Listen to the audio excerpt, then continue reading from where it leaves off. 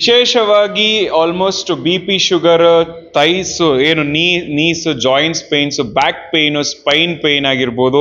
So varicose ಗೆ ತುಂಬಾ ಒಂದು ಬೇಗ ಕ್ಯೂರಿಂಗ್ ಆಗುವಂತ ಒಂದು ಥೆರಪಿ ಇದಾಗಿದೆ. ಯಾಕಂದ್ರೆ ಪಾದದಲ್ಲಿ ಆಲ್ಮೋಸ್ಟ್ ಬ್ಲಡ್ ಸರ್ಕ್ಯುಲೇಷನ್ ತುಂಬಾ ದೊಡ್ಡ ಮಟ್ಟದಲ್ಲಿ ಬೇಕಾಗುತ್ತೆ. ಆ ನಿಟ್ಟಿನಲ್ಲಿ ಈ ಒಂದು ಥೆರಪಿ ತುಂಬಾ ಮುಂಚೂಣಿಯಲ್ಲಿ ಒಂದು ಕೆಲಸ ನಿರ್ವಹಿಸ್ತಾ ಇದೆ. ಇದೇ ಒಂದು ಶುಕ್ರವಾರ ಅಂತ್ಯ ಆಗ್ತಾ ಇದೆ. ಈ ಒಂದು ಥೆರಪಿ ಬೆಂಗಳೂರಲ್ಲಿ ಮಾಡ್ತಾ ಇದ್ದಾರೆ. ಏನು ನಮ್ಮ ಚರ್ಚು ಸೆಂಟ್ ತೆರೇಸಾ ಚರ್ಚ್, ನಮ್ಮ Ravindra Kalakshetra opposite JC road ಅಲ್ಲಿರುವಂತಹ ಈ ಒಂದು ಕ್ಯಾಂಪ್ಗೆ ತಾವೆಲ್ಲರೂ ಭೇಟಿ ನೀಡಿ ಹೆಚ್ಚಿನ ಸಂಖ್ಯೆಯಲ್ಲಿ ಈ ಒಂದು ಮೆಡಿಕಲ್ ಬೆನಿಫಿಟ್ಸ್ ನ ಪಡೆಯಿರಿ. ಉಚಿತವಾಗಿ ಈ ಒಂದು ಕ್ಯಾಂಪ್ ನ ಆಯೋಜನೆ ಮಾಡಿದ್ದಾರೆ. ಅವರೇ ಫೈನಲ್ ಆಗಿ ಏನ್ ಹೇಳಲಿಕ್ಕೆ ಇಷ್ಟಪಡ್ತೀರಾ?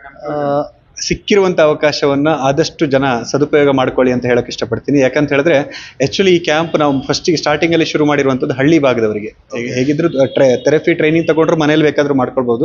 ಆದರೆ ಹಳ್ಳಿ ಭಾಗದಲ್ಲಿ ಹಣದ ಸಮಸ್ಯೆ ಇರೋರು ಏನು ಮಾಡ್ತಾರೆ ಅನ್ನೋ ನಿಟ್ಟಿನಲ್ಲಿ ನಾವು ಹಳ್ಳಿ ಭಾಗದಲ್ಲಿ ಹೋಬಳಿ ಮಟ್ಟದಲ್ಲಿ ಮಾಡೋಕ್ಕೆ ಶುರು ಮಾಡಿದ್ವಿ. ಅನಂತರ ಬೇರೆ ಬೇರೆ ಪ್ರದೇಶಗಳಿಂದ ಹೋಗ್ತಾ ಹೋಗ್ತಾ ಈಗ ಸಿಟಿ ಭಾಗದಲ್ಲಿ ಪ್ರಾಬ್ಲಮ್ ಇರೋರ ಸಂಖ್ಯೆ ಜಾಸ್ತಿ ಆಗಿತ್ತು.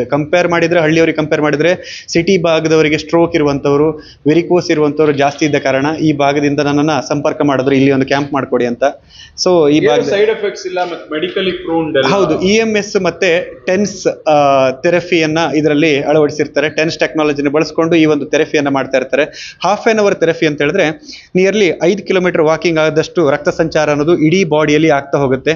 ಮುಖ್ಯವಾಗಿ ಹೇಳುವಂಥದ್ದು, ನಾವು ನಮ್ಮ ಕ್ಯಾಂಪಿಂದ ಬೆನಿಫಿಟ್ ಹೆಚ್ಚಾಗಿ ಕಂಡಿರುವಂಥದ್ದು ನಿದ್ರಾಹೀನತೆ ಸಮಸ್ಯೆ. ಅದೆಷ್ಟೋ ಜನ ನಿದ್ರೆ ಸಮಸ್ಯೆಯಿಂದ ನಿದ್ದೆ ಬರಲ್ಲ ಅಂತ ಒದ್ದಾಡೋರಿಗೆ ನನ್ನ ಕ್ಯಾಂಪಿಗೆ ಬಂದು 4-5 ದಿನದಲ್ಲಿ ಆಲ್ಮೋಸ್ಟ್ ನಿದ್ರೆಯಲ್ಲಿ ಆಗುವ ವ್ಯತ್ಯಾಸಗಳು ಗೊತ್ತಾಗ್ತಾ ಹೋಗುತ್ತೆ. ಅದು ಕಾರಣ ಏನು ಕೇಳಿದ್ರೆ, ನಿಮ್ಮ ಬ್ಲಡ್ಡಿಗೆ ಆಯಾಸ ಆದಾಗ ಆಟೋಮೆಟಿಕ್ ಆಗಿ ನಿದ್ದೆ ಅನ್ನೋದು ಬರ್ತಾ ಹೋಗುತ್ತೆ. ಹಾಗೆ ವೆರಿಕೋಸ್ ಅಂತ ಸಮಸ್ಯೆಗಳು ತುಂಬ ಜನ ಬಳಲ್ತಾ ಇರ್ತಾರೆ. ಕಾರಣ ಈ ಪೊಲೀಸ್ ಡಿಪಾರ್ಟ್ಮೆಂಟ್ ಅವರು ಅಥವಾ ವಾಚ್ಮ್ಯಾನ್ಸ್ ಅವರು, ಟೀಚರ್ಸು, ಈ ನಿಂತು ಕೆಲಸ ಮಾಡೋರಿಗೆ ಹಾರ್ಟಿಂದ ಬ್ಲಡ್ ಅನ್ನೋದು ಪಂಪ್ ಆಗಿ ಕೆಳಮುಖ ಹೋಗುತ್ತೆ ಹೊರತು ರಿವರ್ಸ್ ಬ್ಲಡ್ ಸರ್ಕ್ಯುಲೇಷನ್ ಅಲ್ಲಿ ಸಮಸ್ಯೆ ಇರುತ್ತೆ. ಅಂತ ಒಂದು ಸಮಸ್ಯೆಗೆ ಇದು ಸಪೋರ್ಟಿವ್ ಆಗಿ ಕೆಲಸ ಮಾಡುತ್ತೆ. ನಿಮ್ಮ ಪಾದ ಅನ್ನೋದು ನಮ್ಮ ಕಾಲನ್ನ ಸೆಕೆಂಡ್ ಹಾರ್ಟ್ ಅಂತ ಕರಿತೀವಿ. ಕಾರಣ ನಾವು ಯಾರಾದರೂ ದೊಡ್ಡವರು ಬಂದ್ರೆ ಪಾದ ಮುಟ್ಟಿಯೇ ನಮಸ್ಕಾರ ಮಾಡ್ತೀವಿ. ಕಾರಣ ಏನು ಕೇಳಿದ್ರೆ ಎಲ್ಲಾ ನರಗಳಿಗೂ ಎಂಡ್ ಪಾಯಿಂಟ್ ಅಂತ. ಸೊ ಅದಕ್ಕೋಸ್ಕರ ಪಾದ ಮುಟ್ಟಿ ನಮಸ್ಕಾರ ಮಾಡಿದ್ರೆ ಆ ವ್ಯಕ್ತಿಯ ಸರ್ವ ಅಂಗಕ್ಕೂ ನಮಸ್ಕಾರ ಮಾಡಿದಷ್ಟು ಬೆನಿಫಿಟ್ ಅನ್ನೋ ಸಿಗುತ್ತೆ ಅನ್ನೋದು ನಮ್ಮ ಹಿರಿಯವರು ಹೇಳ್ಕೊಟ್ಟಂತ ಅದೇ ನಿಟ್ಟಿನಲ್ಲಿ ಈ ಒಂದು ಥೆರಪಿ ಅನ್ನೋದು ಕೆಲಸ ಮಾಡ್ತಾ ಹೋಗುತ್ತೆ.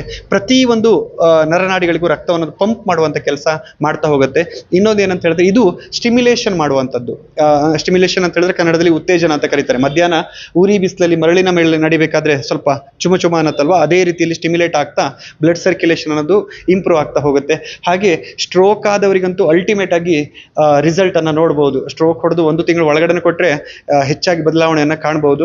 ಯಾರು ಬೇಕಾದ್ರೂ ಬಳಸ್ಕೊಳ್ಬಹುದು. ಈಗ ಚರ್ಚಲ್ಲಿ ಆರ್ಗನೈಸ್ ಮಾಡಿದ